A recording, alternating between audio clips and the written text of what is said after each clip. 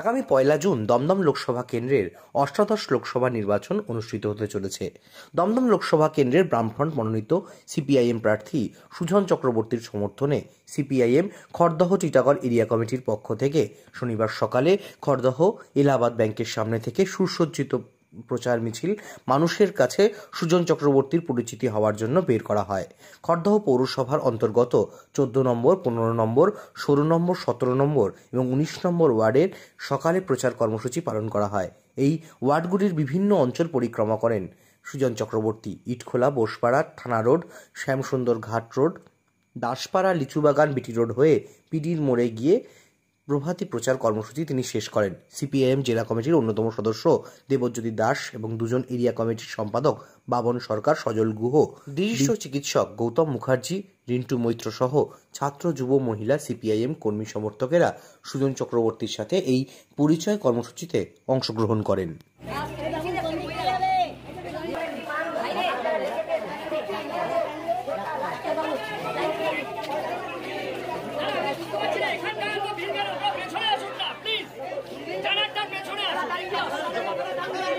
দেখাতে ব্যাস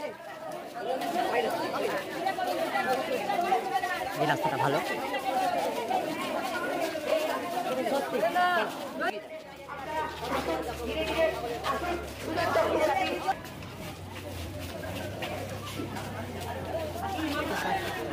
ও দাদা দূর থেকে নিন, একটু এগিয়ে যাচ্ছে।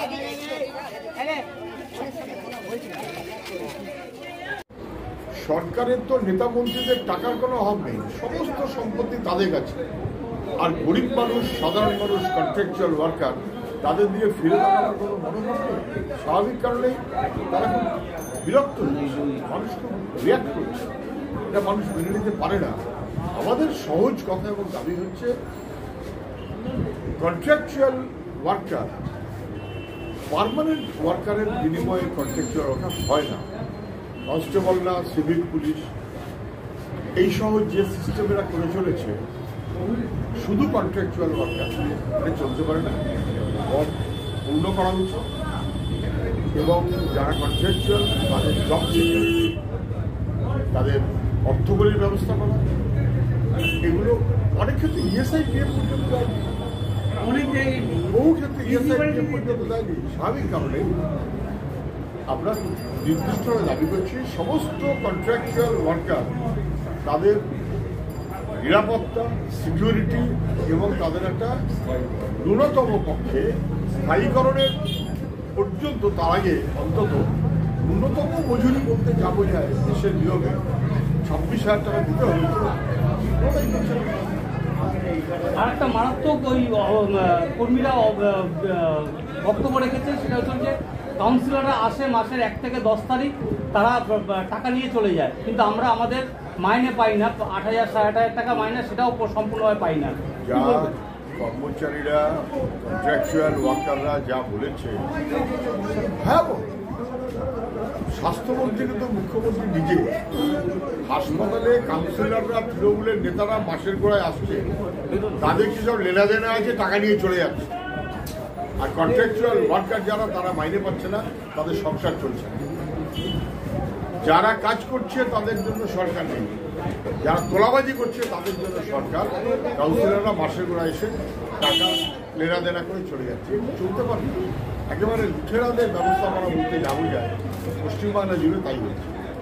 সুন্দর, এই যে পোস্টার ছেঁড়া, কালকে গত 2 দিন আগে পানিহাটিতে আপনার পোস্টার ছেঁড়া হয়েছে, এদিকে কামারহাটিতে বিজেপির দেয়াল লেখা নিয়ে মারপিট হয়েছে। এই বিভিন্ন জায়গাতে যে পোস্টার ছেঁড়া, মারপিট, কি বলবেন? তৃণমূলের পায়ের তলা মাটি ক্রমশ আলগা, যত আলগা হচ্ছে তত একটা লুঠের মনোভাব নিয়ে তারা চলছে। পোস্টার ছিটছে কোথাও কোথাও, সারা রাজ্য জুড়ে বিরোধীদের দেয়াল লেখা, গন্ডল দিচ্ছে। আমাকে দেখিয়েছে আমাদের লেখা, তার উপরে লেখা যে টিএমসি। কেন এই অসভ্যতা কেন?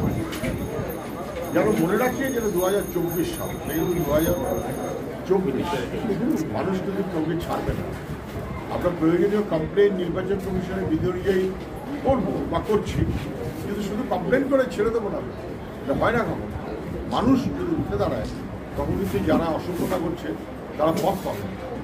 সে সেটাই ঠিক আছে বলবো, সেটা হচ্ছে যে দিলীপ ঘোষ আগে মুখ্যমন্ত্রীকে নিয়ে অশ্লীল কথা বলেছিলেন, তারপরে তৃণমূলের থেকে আবার বলা হয়েছে অভিজিৎ গঙ্গোপাধ্যায় যে বলছে এই যে রাজনৈতিক সৌজন্যতা আজকে কি বলবেন? অভিজিৎ গঙ্গোপাধ্যায় কি বলেছে? ওই দিলীপ ঘোষ মুখ্যমন্ত্রীকে কুমন্তব্য করেছে। অভিজিৎ গঙ্গোপাধ্যায় যেমন রাজনীতিতে কুকথা তৃণমূল যেভাবে আমদানি করেছে আর তৃণমূলের ছাটমাল নিয়ে তৈরি বিজেপি একই রকম পথে চলছে। এটা ভবিষ্যৎ প্রজন্মের জন্য রাজনৈতিক দায়বদ্ধতা কোনোভাবেই হচ্ছে না, বড় বিপদ হচ্ছে। রাজনীতিতে কুকথা তখন আনতে হয় যখন রাজনীতির কথা হারিয়ে যায়। তৃণমূল বিজেপির রাজনীতির কোনো কথা নেই, মানুষের জন্য কোনো কথা নেই, মানুষের জন্য কথা নেই বলে দাপট দেখাতে চায় এবং ভাবে যে কথা বললে বুঝি দাপট বেশি বাড়ে। যত এসব করছে তত মানুষ এদেরকে প্রাপ্ত বলে মনে করছে, পরিত্যাগ করছে। দাদা কেমন সাড়া পাচ্ছেন? দমদমের মানুষ সচেতন, সব বুঝেন। গোটা রাজ্যের মানুষই আমাদের সচেতন মানুষ, বিশেষ করে দমদম কলকাতার উপকণ্ঠে মানুষ সব বুঝতে পারছে। আমার মানুষের উপরে পূর্ণ ভরসা আছে। মানুষ যেভাবে সাড়া দিচ্ছে সেটা খুবই ভালো। আমি সবাইকে শুনেছি। Thank you.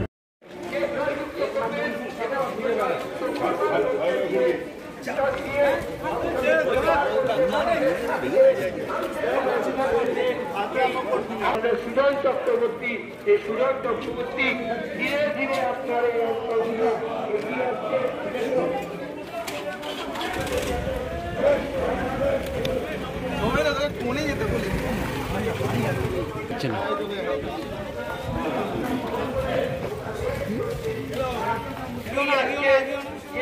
চক্রবর্তী আপনাদের সাথে পরিচিত হতে আসছে। সুজন চক্রবর্তী পরিচয় কোনো হয় না।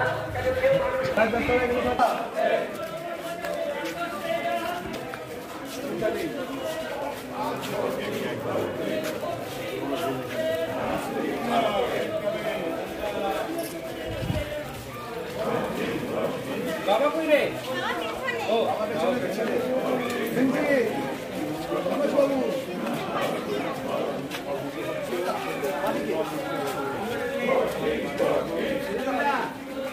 পেছনে পেছনে পেছনে থাকো, একটু পেছনে থাকো।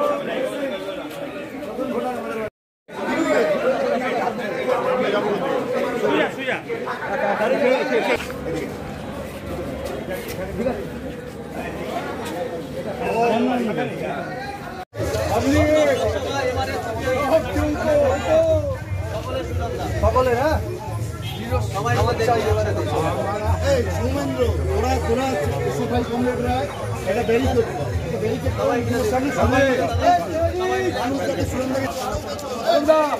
আমাদের ক্যান্ডিডেট প্রার্থী দমদম লোকসভা সিপিআইএম প্রার্থী।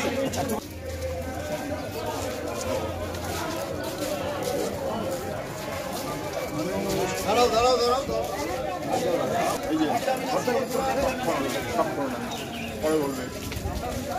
সুশান্ত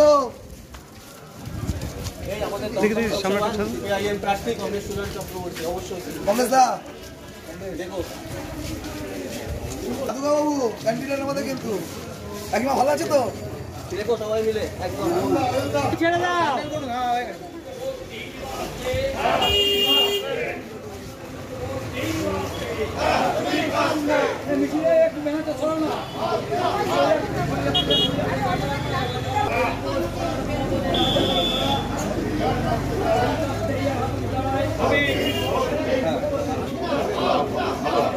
দেখবে একটু সরল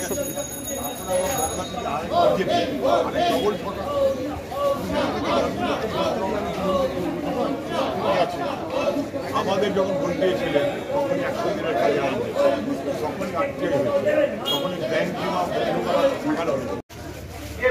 আমরা আসছি আমরা পরিণত করেছিল কাজ এই গ্যারান্টিটা দিয়েছিল জানিয়ে দিই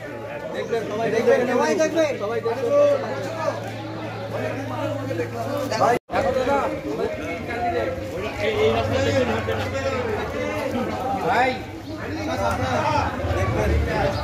আপনার দেখেন দেখেন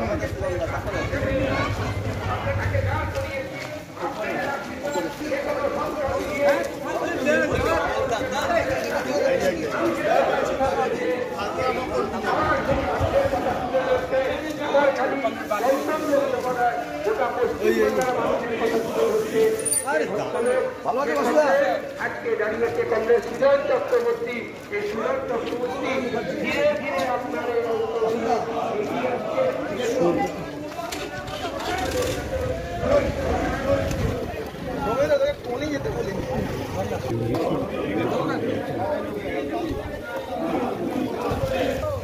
আগেও না আগেও না আগেও না চক্রবর্তী আপনাদের সাথে পরিচিত হতে আসছে।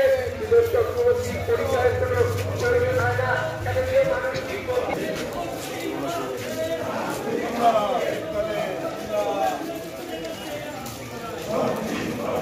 বাবা কই রে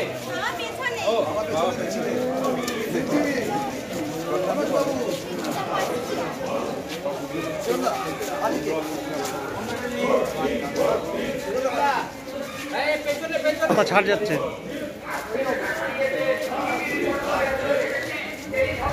ভাই এগিয়ে আয় এগিয়ে আয়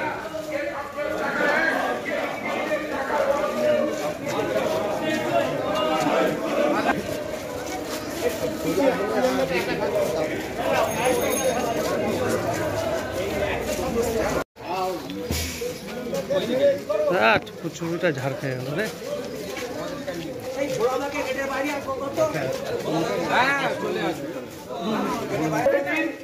মিছিল ঘুরে যাবে। আরে আরে একটা সরুন না।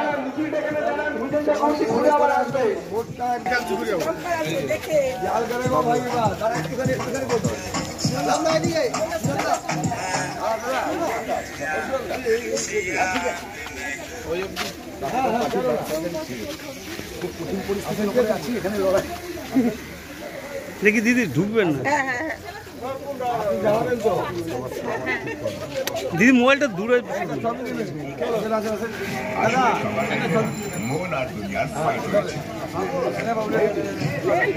দেখি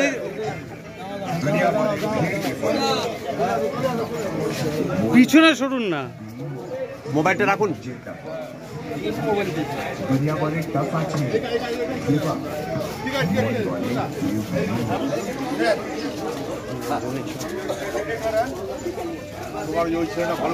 আপনি পেছনে শুনুন। তুমি পড়বে না, চিন্তা দেখছেন